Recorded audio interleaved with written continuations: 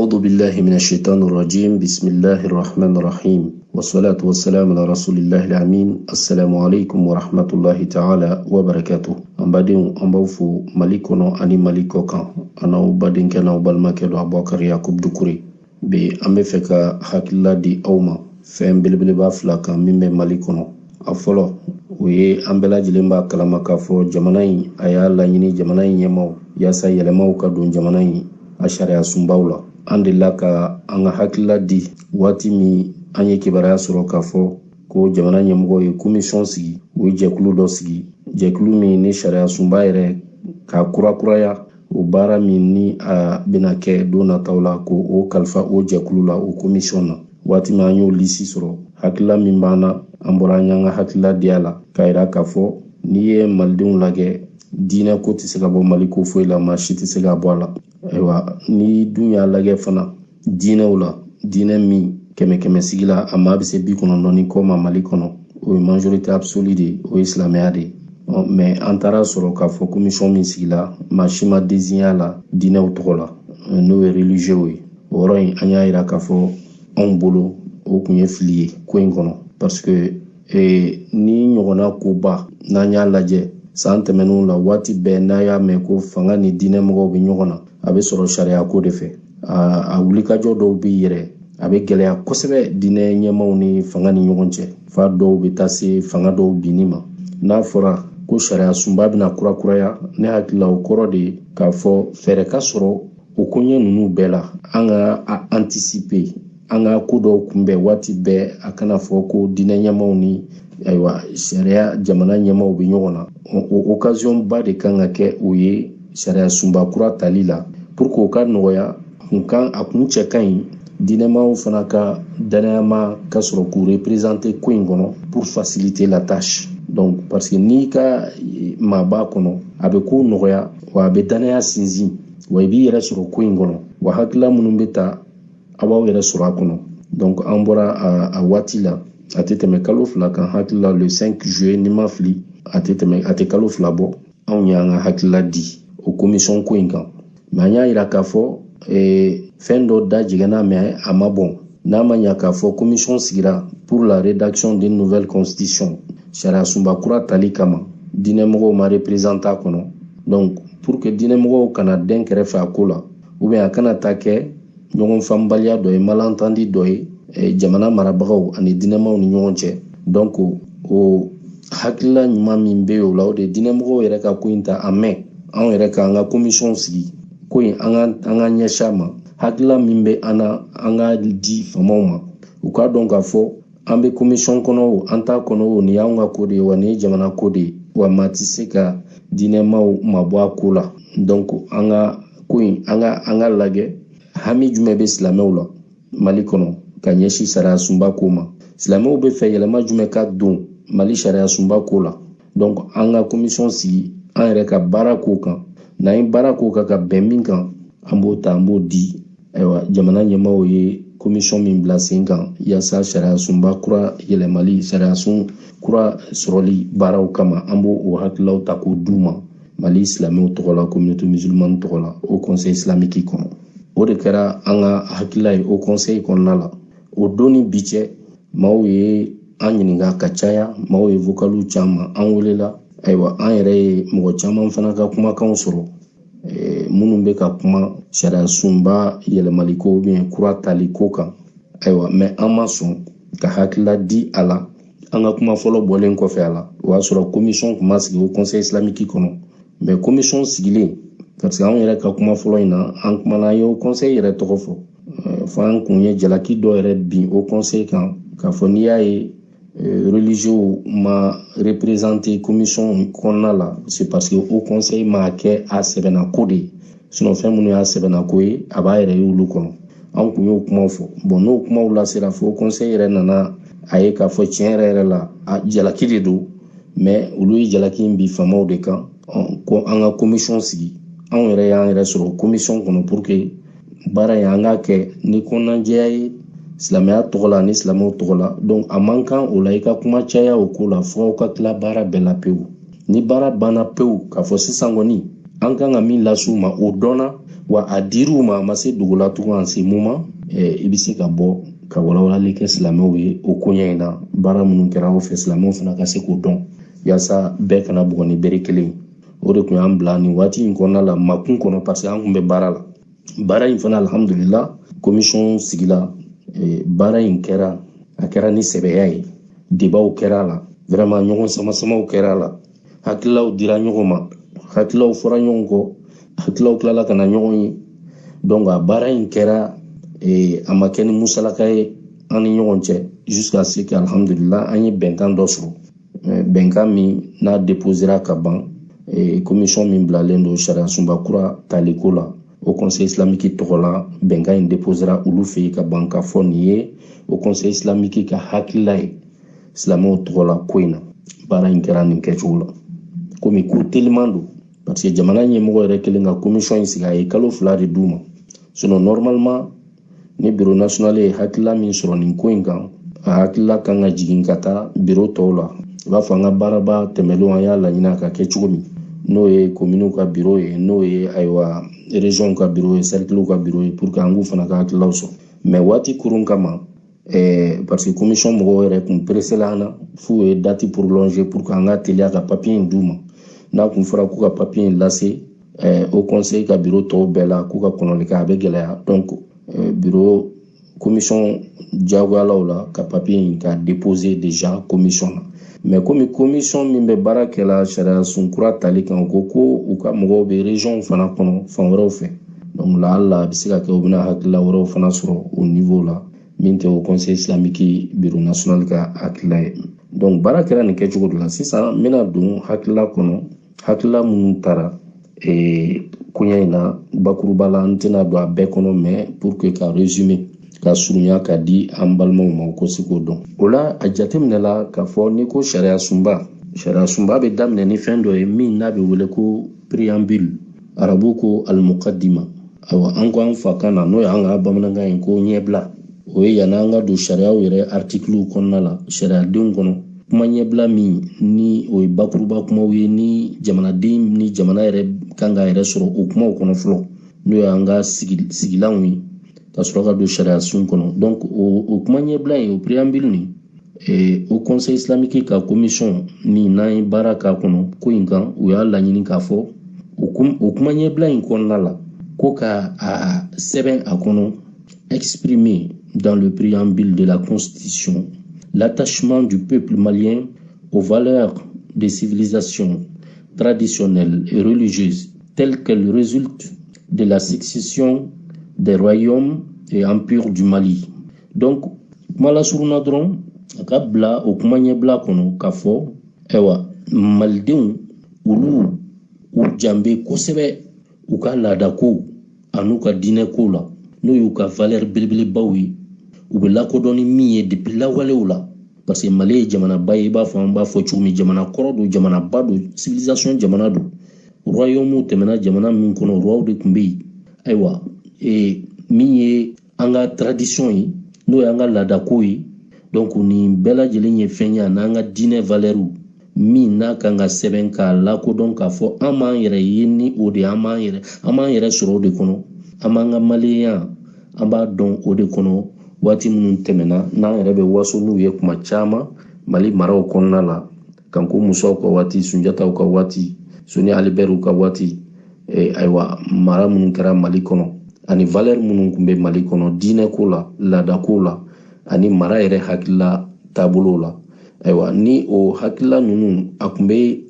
ko fɛn korolen kun tɛ ouverture kun b'a kɔnɔ kosɛbɛ a dayɛlɛlen don wa tolérance kun b'a kɔnɔ n'o ye ɲɔgɔn mago to ye fɛn tɛ fɛn min ko dictature kun no k'a kun bɛ hakilila dɔw de imposer ou bien a bɛ taabolo dɔ imposer bɛɛ lajɛlen kunna ayi a kun bɛ dayɛlɛli kɛ hali i bɛ taa sɔrɔ min tɛ o hakilila in kɔnɔ a kun bɛ se ka sigi kɛ malidenw kɛrɛfɛ o waatiw kɔnɔna la ka sɔrɔ a ma se ɲɔgɔn ma donc o valeur min filɛ nin ye ayiwa ko k'o sinsin kosɛbɛ sariya sunba kura min bɛna ta o kuma ɲɛbila kɔnɔna la n'o ye a préambule ye a mukadima ye kun dɔ de bɛ nin na parce que o kuma ɲɛbila min filɛ ni nin sera ka don o kɔnɔ o b'a yira k'a fɔ sariyaden minnu bɛna ta kelen kelen a si man ka fɛn man ka fɔ a kɔnɔ min bɛ nin valeur belebele ninnu fɔ ɲɔgɔnkɔya tugun. Nin ye an ka kɛnyɛrɛyeya ko de ye ni nin sabatila kuma ɲɛbila in kɔnɔ. Ayiwa o b'a yira k'a fɔ alhamdulillah sariyaden minnu bɛna ta maliyɛnw b'u yɛrɛ ye a kɔnɔ. Maliyɛnw bɛ u ka valeur, maliyɛnw ka laadaw, u ka diinɛ hakilaw a n'a tabiya ɲumanw u bɛn'u yɛrɛ ye o sariyadenw kɔnɔ, wa sariyaden tɛ se ka taa min bɛ se ka o hakilaw wuli. O ye préambule kuma ye. Ayiwa min yɛrɛ ye des principes généraux min ye an ka ayiwa hakilabaw ye, min ye an ka laɲinibaw ye, o dɔ ye jumɛn ye?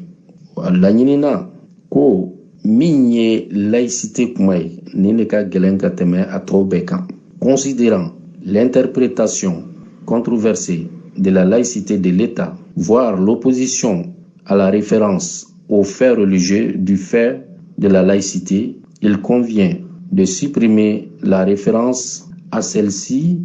et d'affirmer le caractère multiconfessionnel de la société malienne. Donc, ni an yɛrɛ ka jamana in n'an y'a lajɛ a problème belebele ye jumɛn ye depuis san caman, o de ye k'a fɔ jamana bɛ ka mara ni hakilila mun ye. A hakilila a b'anw ka valeurs caman bɛ yen a b'a wuli a n'a tɛ taa ni ɲɔgɔn ye fiyewu. N'o ye laïcité min bɛ Mali kɔnɔ, Mali marabagaw ani Mali mara a bɛ taa ni laïcité hakilila min ye. Ko kuma caman n'i ye diinɛ ko kuma fɔ, n'i y'an ka laada ɲumanw taabolo kumaw fɔ, donc a bɛ ye i b'a fɔ o laïcité nin a n'o tɛ taa ni ɲɔgɔn ye. Toujours n'u bɛ fɛ ka diinɛ ko bila bolo kɔfɛ, u bɛ fɛ k'an ka laada ɲumanw koɲɛw bila bolo kɔfɛ, u bɛ na ni laïcité kuma de ye mara kɔnɔ.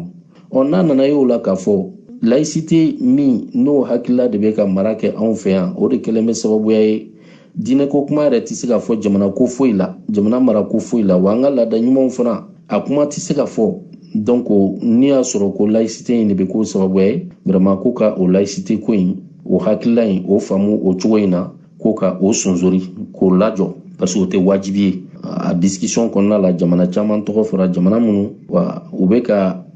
labaara ayiwa k'a sɔrɔ laïcité kuma t'a la, mais diinɛ bɛɛ bɛ ɲɔgɔn sɔrɔ a kɔnɔ bonya ni karama ani taabolo bɛɛ bɛ ɲɔgɔn sɔrɔ a kɔnɔ bonya ni karama. Donc o laïcité faamu ninnu min bɛ na ni diinɛ kɛlɛ ye, o laïcité faamu min bɛ na ka kɛ i b'a fɔ diinɛ yɛrɛ tɛ jamana kɔnɔ, donc ko k'o bila ka taa ni an yɛrɛ ka jamana sigila hakilila minnu kan depuis lawale la, n'o ye k'a fɔ jamana min de don ayiwa multiconfessionnel de don, ayiwa hakililaw bɛ ɲɔgɔn sɔrɔ a kɔnɔ minnu tɛ kelen ye, ayiwa taabolo ani tendances bɛ ɲɔgɔn sɔrɔ a kɔnɔ, diinɛ faamu la ani laadaw ko faamu la ani civilisation faamu la minnu tɛ kelen ye, u bɛ se ka sigi kɛ o kɔnɔna la bonya ni karama kɔnɔna la. Mali sigila o min kan depuis lawale la ni laïcité ko kuma kun tɛ yen, ayiwa ko an ka taa ni o hakilila nin ye, laïcité ko hakilila min bɛ na ni k'an ka diinɛw yɛrɛ ni ye ka bɔ yen ani an ka laada ɲumanw,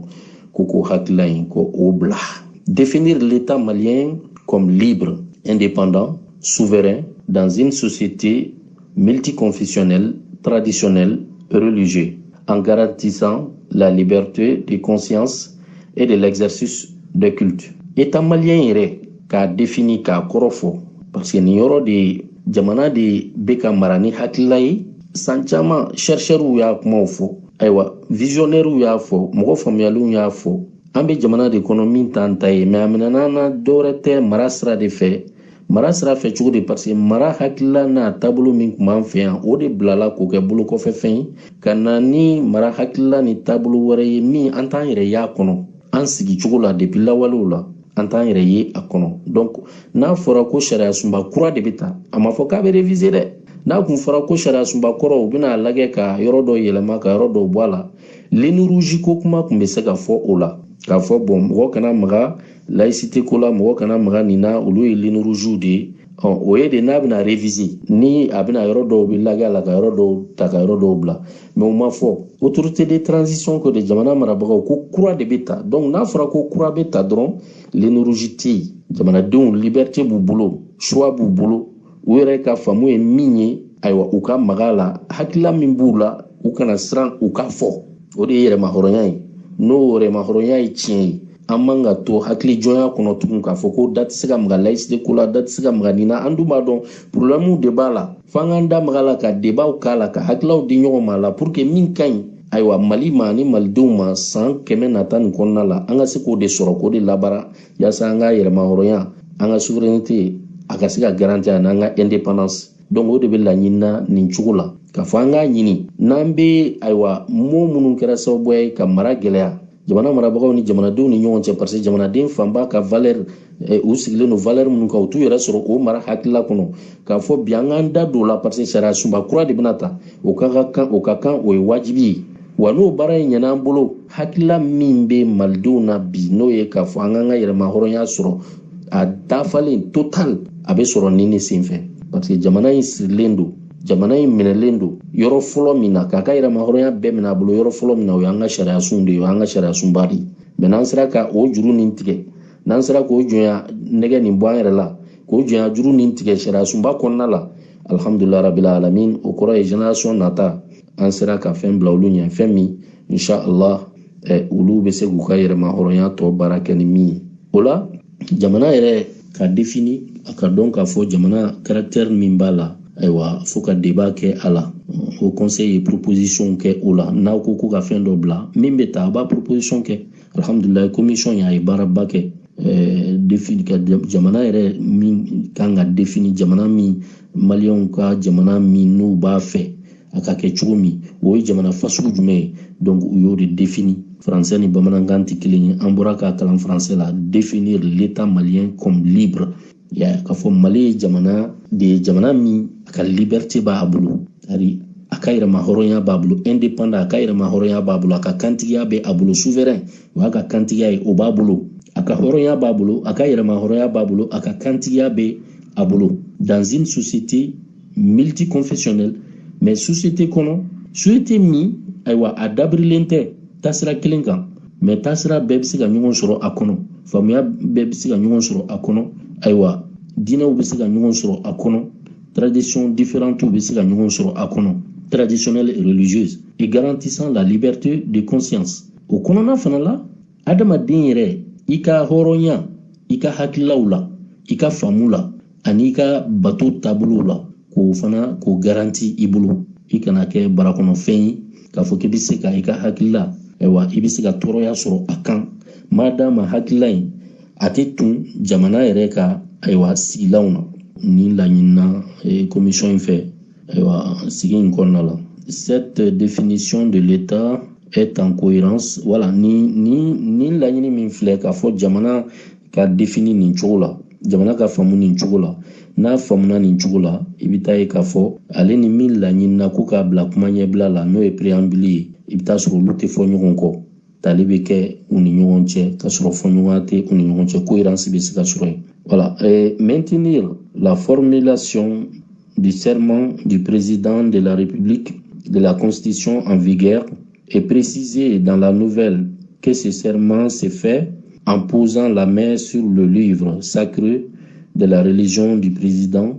le cas échéant. Donc, min fana ye jamanadenw ka hamiba dɔ ye bi n'o ye ni jamana ɲɛmɔgɔ taara ni élection kɛra k'a fɔ jamanadenw ye nin de yira k'a fɔ o de bɛna an ka jamana mara a ka kaleli cogo yala malidenw ko k'a yɛlɛma parce que ka t'i jɔ mɔgɔw ɲɛfɛ ko je jure a tɛ mɔgɔw hakili sigi parce que je jure yɛrɛ tɛ kaleli je jure devant Dieu bon k'o tɛ wasa kɛ mais o conseil fana farala malidenw kan ka laɲiniw la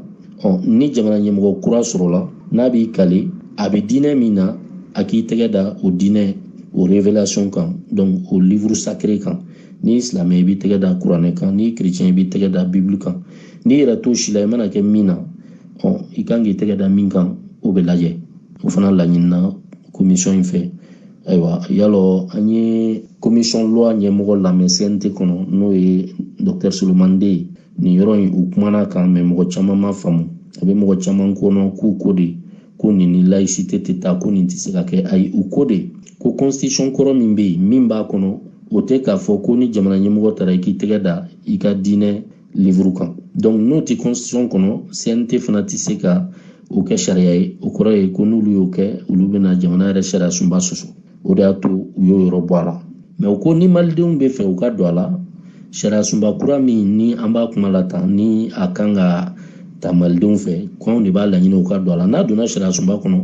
ayiwa assemblée min bɛ na o fana b'a voter a bɛ kɛ sariya ye Mali kɔnɔ jamana ɲɛmɔgɔ kura n'i taara i bɛ diinɛ minɛ n'i b'i kale i b'i tɛgɛ da o kitabu kan i b'a fɔ an b'a ye jamanabaw kɔnɔ cogo min États-Unis n'a ɲɔgɔn voilà donc o faamuya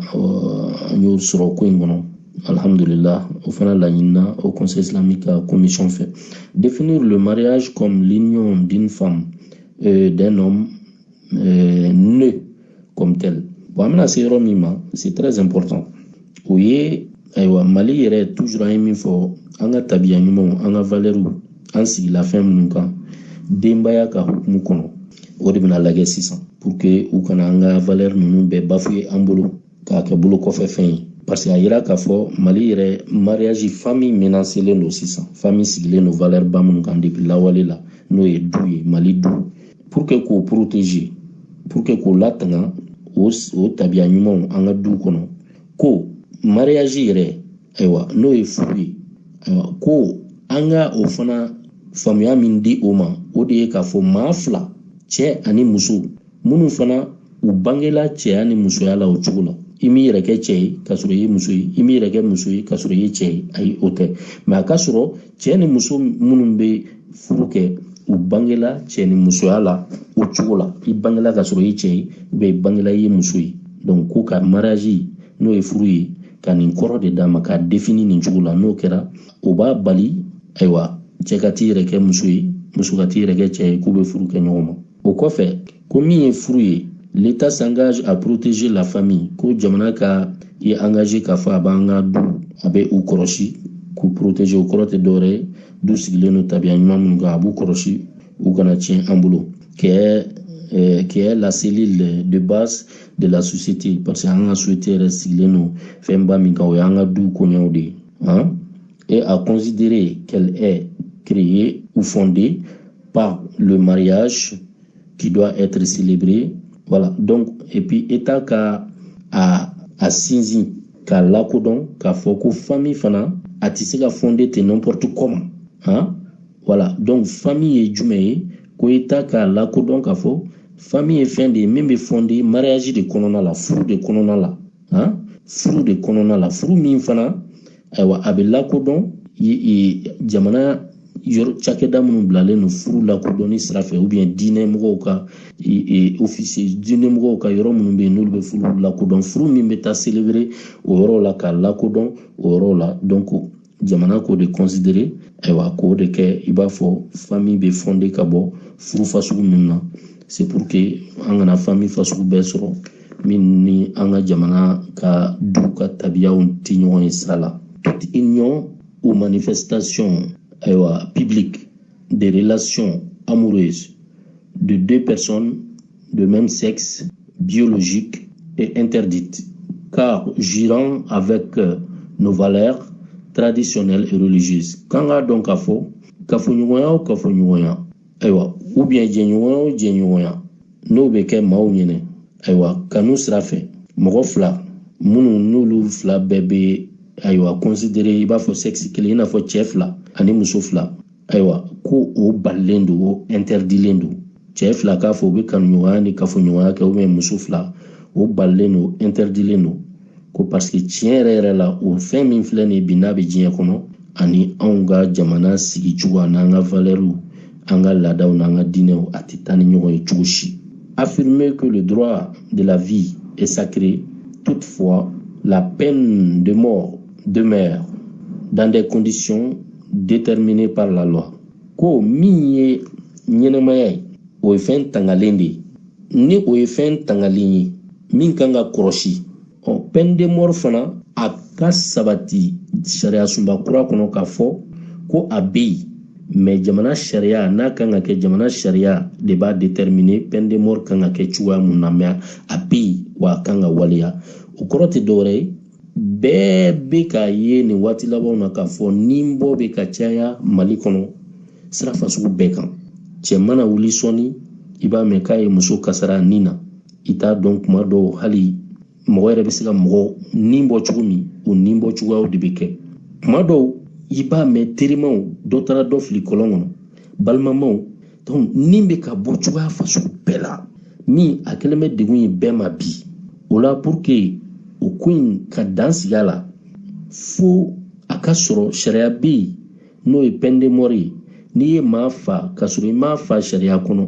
i m'a fa hakɛ kɔnɔ i y'a fa k'i tugu k'a fa a ma kɛ ni o sira si ye ayiwa k'i k'a dɔn k'a fɔ e fana sara tɛ dɔwɛrɛ ye i bɛ fa a ɲɔgɔnna ye o de ye peine de mort ye donc k'a jɛya k'a fɔ ko o peine de mort nin o bɛ yen parce que an bɛ yɔrɔ min na i ko bi a bɛ yen mais o ye fɛn dɔ de sigi a kan ko moratoire donc a tɛ ka appliquer hali ni mɔgɔ faga o ti peine de mort appliquer kan o t'i faga ayiwa a tigi ni sara ye hali n'a tigi somɔgɔw ko k'i faga o t'i faga o t'i bila kaso la ka waati janw de kɛ mais a ka jɛya sariya sunba kɔnɔ k'a fɔ ko n'i ye maa fa fula ten k'i bɛ se ko la a ma kɛ sariya foyi kɔnɔ ayiwa ko i fana i bɛ faga n'a a ɲɔgɔnna ye a ka ca ala fɛ n'o o daminɛna ayiwa ni bɔ fu in a na dabila fan caman fɛ l'État protège la dignité humaine et interdit la torture morale et physique ko an ka dɔn k'a fɔ min ye jamana ye ale bɛ maa ka dignité i ka danbe a bɛ i dɛmɛ k'o tanga o kɔnɔna la a tɛ bɛn i ka maa dɔ torturer a hakilila la ou bien a farikolo sira fɛ k'a torturer k'a ɲam ka bamanankan ma nɔgɔn torture ye ka maa tɔɔrɔ ayiwa k'a ɲama nɔgɔsi k'a tɔɔrɔ fasugu bɛɛ da kan k'a laɲani kosɛbɛ hakilila sira fɛ ou bien farikolo sira fɛ i ka laɲini dɔ sɔrɔli kama donc ko a ka dɔn k'a fɔ o ye fɛn min a tɛ yafa ni maa min sɔrɔla o la yafa tɛ k'i ma a bɛ kuncɛ ni yɔrɔ min ye n'o ye droit de l'homme ko kumaw ye o conseil commission ye min yɛrɛ bila détail caman na o la o ye min ɲini dɔrɔn k'a fɔ ni droit de l'homme a ko adamadenya ka ayiwa hakɛw min ni o hakɛw bi o bɛ tali kɛ kosɛbɛ occidentaux de ka civilisation n'u ka faamu cogo la o conseil commission kɔni y'a ɲini dɔrɔn ko n'u bɛ o hakɛ ɲininaw n'olu bɛ o hakɛw ɲini an ka jamana sariya sunba kura nin kɔnɔ min bɛna ta u k'u jija u kana maga code min ni a kɛlɛ kɛra ka tɛmɛ n'a bɛ fɔ a ma code des personnes et de la famille n'o wulikajɔw kɛra haki minnu sɔrɔl'o kɔnɔ silamɛw ye fɛn min sɔrɔ o la ni jamana ɲɛmɔgɔw sɔnn'u ma k'a promulguer k'a fɔ a bɛ kɛ sariya ye Mali kɔnɔ musow ka hakɛ la ani du yɛrɛ hakɛw la ko maga kana k'a si la a si kana bɔ a nɔ la droit de l'homme mɔgɔw u bɛ se k'u ka droit de l'homme koɲɛw ɲini mais k'a sɔrɔ u ma maga ayiwa nin fɛnw na n'o ye code des personnes et de la famille o disposition na maga kana k'a si la an badenw ayiwa n kun bɛ fɛ ka min lase aw ma commission min n'a sigila o conseil islamique fɛ n'a ye baara kɛ sariya sunba kura min bɛna ta a ye fɛn min sɔrɔ k'a di u ma yaasa u k'u jija k'u hakiliw t'o la ni sariya sunba kura bɛ ta u ka baara kɛ ni o ye jamana kɔnɔ yaasa jamanaden fanba k'i yɛrɛ sɔrɔ ko in kɔnɔ diinɛmɔgɔw ka sira fɛ ani laadatigiw ka siraw fɛ o ye nin ye fɛn wɛrɛw caman wɛrɛw bɛ yen min tɛ nin ye ni jamana ka kungo don jamanadenw ka kungo don mais o conseil commission ye ɲɛsin min ma kosɛbɛ o ye nin ye sinon langue ko kuma a fɔra fɛn caman fɔra yɔrɔ in na min y'an ka kanw ye a yirala k'a fɔ ayiwa min ye jamana ka langue officielle ko ye u k'u jija u ka bamanankan ani arabu fara faransɛ kan n'a ma ya k'a fɔ an tɛ se ka faransɛ in bila nin cogo in na sisan parce que labɛnw ma kɛ yaasa k'a bila sisan fɔlɔ mais u k'u jija langue officielle kana dan kelen ma tugun n'an ko an y'an ka yɛrɛma hɔrɔnya an bɛ fɛ ka waleya ayiwa a ti ɲa fo an ka langue nationale don ba la n'o ye an yɛrɛ fakanw ye an fakan min bɛ se ka considérer bi k'u fara faransɛ kan i b'a fɔ jamana ka baarakɛ kan o bɛ sɔrɔ kan min n'i y'a sɔrɔ a bɛ kalan kosɛbɛ denmisɛnw fɛ kilasiw kɔnɔ ani ekɔliw la n'a bɛ sɛbɛn a kalannen n'u fɛ kosɛbɛ a yira k'a fɔ faransɛ kɔfɛ bi Mali kɔnɔ arabu de fana bɛ kalan kosɛbɛ o de ekɔlisow ka ca depuis lawalew la wa o de bɛ kalan kosɛbɛ o de bɛ sɛbɛn kosɛbɛ mais a laɲinina faransɛ mana kɛ langue officielle ye bamanankan ka k'a ye arabu fana ka kɛ a ye yaasa an ka langue nationale ka commencer ka don ba la maa minnu t'a dɔn ko arabu ye langue nationale ye u ka taa ɲɛɲini arabu ye Mali langue nationale an fakan dɔ de ye ayiwa dunanw ka kan tɛ parce que munna Mali fakan dɔ don parce que maliyɛn rasiw la Mali rasiw la Mali siyaw la arabu b'a la mais kuma caman anw yɛrɛ bolo k'an bɛ Mali dɔn, Mali ka bon kuma caman, Mali ka bon, Mali ko ka ca, Mali ye jamanaba ye, culture jamana don, diversité jamana de don. Kuma caman bolo an b'a dɔn ka sɔrɔ an t'a dɔn dɛ. Alors maa caman bɛ kuma arabu ko la k'a kɛ i b'a fɔ o ye jamana wɛrɛ mɔgɔ arabu ka ko ye. Arabu bɛ Mali kɔnɔ wa maliyɛnw don. O la Mali ye arabu considéré k'a kɛ Mali fakan dɔ ye, langue nationale dɔ ye. Wa faransɛ kɔfɛ bi alhamdulillah arabu de fana kalannen don, o de sɛbɛnlen don ka tɛmɛ langue tɔw bɛɛ kan. Dɔwɛrɛ tɛ parce que maliyɛnw ye diinɛ kanu, diinɛ ko kama, ani Mali yɛrɛ fana y'a fɔ cogo min arabu b'a kɔnɔ. Donc nin de laɲinina au conseil islamique ka commission in fɛ a papier déposera n'ala sɔnna ma ka ɲini maa minnu bɛna baara kɛ sariya sunba kura tali kan k'u jija k'u hakili to ayiwa nin hakililaw la debaw ka k'a kan, hakililaw ka di a kan. Ayiwa inshallah an b'a ɲini ala subhanahu wa taala fɛ hakilila minnu bɛna ta ala ka kɛ jamana jɔli hakililaw ye, ala ka kɛ jamana ka yɛrɛma hɔrɔnya sɔrɔli ani jamana ka dugukolo keleya tangali, jamanadenw ka ɲɛtaga n'u ka ɲɔgɔn minɛ ala ka kɛ o hakililaw ye inshallah. Min fana ye Mali ni Côte d'Ivoire ka situation min bɛ yen bi, lahaliya min bɛ yen bi, ayiwa n'a dogolen tɛ maa si la, anw hakili la sira fasugu bɛɛ lajɛlen kan ka taama yaasa nin ko in kana kɛ gɛlɛya ye maliyɛn minnu sigilen don Côte d'Ivoire olu ma, wa a ko kana kɛ gɛlɛya ye Ivoirien minnu fana bɛ Mali kɔnɔ. Nin ko in a man ka kɛ gɛlɛya ye maliyɛnw ni Ivoiriens ni ɲɔgɔn cɛ cogo si de la, wa jamana fila yɛrɛ fana ka sigiɲɔgɔnya a man ka foyi tiɲɛ o la. Nin ko in ayiwa ɲɔgɔn faamubaliya de b'a kɔnɔ ani kunkolo gɛlɛya, sinon ni jotigi jola ka jalakitigi ka sɔn a ka jalaki ma an bɛ bɔ nin ko in kɔnɔ. Mais ne hakili la Mali kɔnɔ yan diinɛ ɲɛmaaba fila olu ye u ka hakilila di ko in kan. Diinɛ ɲɛmaaba min fɔlɔ min kumana ale y'a yira k'a fɔ ko an ka to an ka jamana autorité kɔ ko in na, an ka jamana fanga an ka to kɔ nin ko in na parce que ko nɔgɔman tɛ, jamana fila ka ko don. O kɔfɛ diinɛ ɲɛmɔgɔba filanan bɔra ka yira k'a fɔ u sera Mali fanga ma yaasa nin ko in bɛ se ka nɔgɔya cogo min, yaasa maa minnu minɛlen bɛ Côte d'Ivoire sɔrɔdasi minnu donna Mali kɔnɔ n'u don cogo ma ɲɛ, n'u minɛna a ko bɛ se ka ɲɛnɛbɔ, u bɛ se k'u ka sow lasɔrɔ ka sɔrɔ a ma kɛ gɛlɛya ye jamana fila ni ɲɔgɔn cɛ. Bon ne hakili la n'an ye nin position fila fara ɲɔgɔn kan ɲɛ bɛ sɔrɔ a la. An bɛ to an ka jamana autoritéw kɔ, o ye wajibi de ye parce que ko in ye jamana ko de ye, wa an ma taa bin maa si kan, an ka famaw ma taa bin maa si kan. Maa dɔ de nana Mali kɔnɔ nacogo man ɲi, wa fɛn minnu fɔra a la k'u nan'o kama o ko ma kɛ fɛn sabatilen ye, an t'an da don bɛɛ la parce que an bɛ solution de kɔ. Donc anw ma taa bin maa kan, donc an bɛ to an ka jamana autorité kɔ ko in na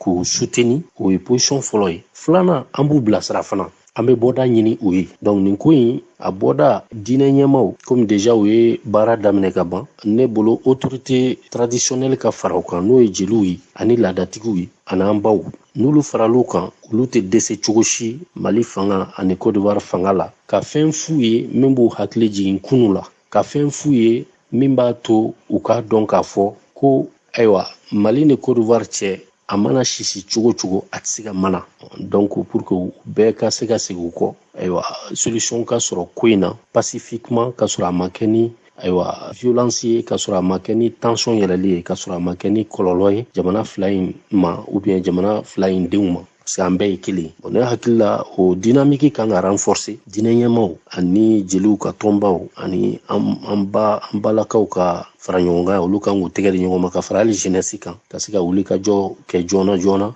d'abord pour que tension min bɛ ka commencer ka yɛlɛ jamanadenw ni ɲɔgɔn cɛ nin ko in na réseaux sociaux kan, kumaw ka kɛ diinɛ ɲɛmaw fɛ joona ani jeliw fɛ ani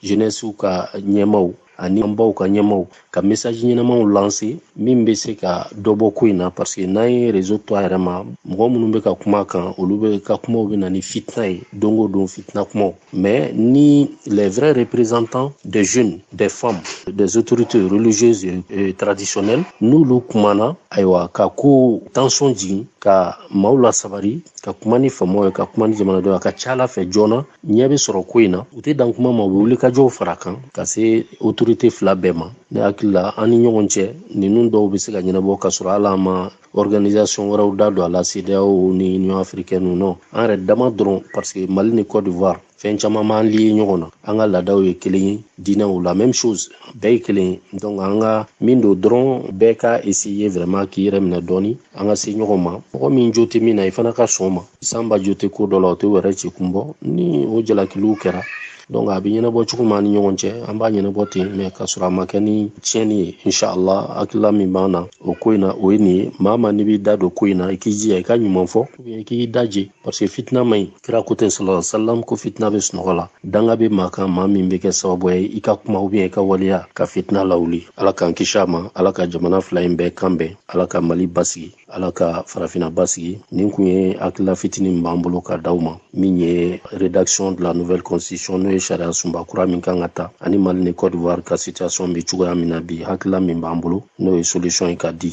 o ye nin ye inshallah nin kuma ninnu minnu n'an y'a kɛ an b'a ɲini ala fɛ ala k'a kɛ dilanni kumaw ye ala k'a kɛ jamana jɔli kumaw ye ala k'a kɛ fitina min bɛ o furaw ye aw badenkɛ n'aw balimakɛ don a bɔ kariya ko dukure assalamu alaikum wa rahmatullahi ta'ala wa barakatuh